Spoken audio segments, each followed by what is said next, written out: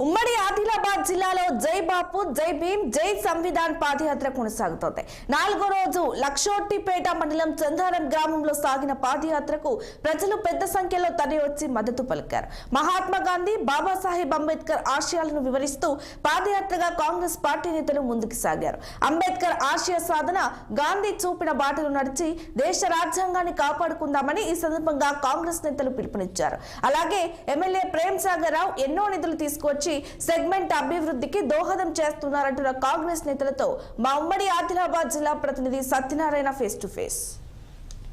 AICC పిలుపులో భాగంగా ఈరోజు మంచిర్యాల జిల్లా ఎమ్మెల్యే ప్రేమ్ సాగర్ రావు ఆధ్వర్యంలో జై భీమ్ జై బాపు జై సంవిధాన్ అనే కార్యక్రమాన్ని లక్ష్యపేట మండలంలో ప్రతి గ్రామాన తిరుగుతూ ప్రజలను మోటివేషన్ చేస్తున్నారు.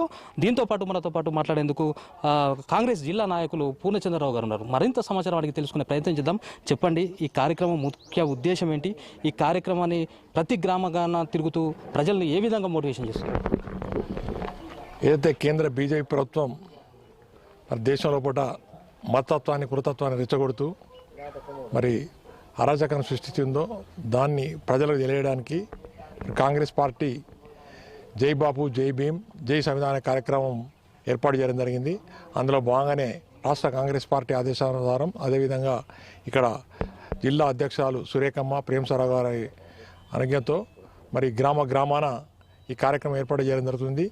ఈ కార్యక్రమం ద్వారా మరి ఆనాడు అంబేద్కర్ రాసిన రాజ్యాంగం ద్వారా ఏ విధంగా హక్కులు కల్పించబడ్డాయో మరి హక్కులు కల్పించబడ్డ అంబేద్కర్ను మరి అవమానకర రీతిలో మరి హోంశాఖ మంత్రి మాట్లాడడం మరి దాని విషయంలో ప్రజలను ఉత్తేజపరచడానికి మరి అదేవిధంగా కాంగ్రెస్ పార్టీ అధికారంలోకి వచ్చినాక తెలంగాణలో ఏ విధంగా అభివృద్ధి కార్యక్రమాలు చేస్తుంది మరి ఏమేమి చేసినారు చెప్పడానికి కోసం గ్రామాన ఊరేగింపులతో మరి ప్రతి వాడలో తిరిగి మరి ఒక దగ్గర సమావేశమై మరి అన్ని కార్యక్రమాలు చెప్పడం జరుగుతుంది, ప్రజలను ఉత్తేజం చేయడం జరుగుతుంది.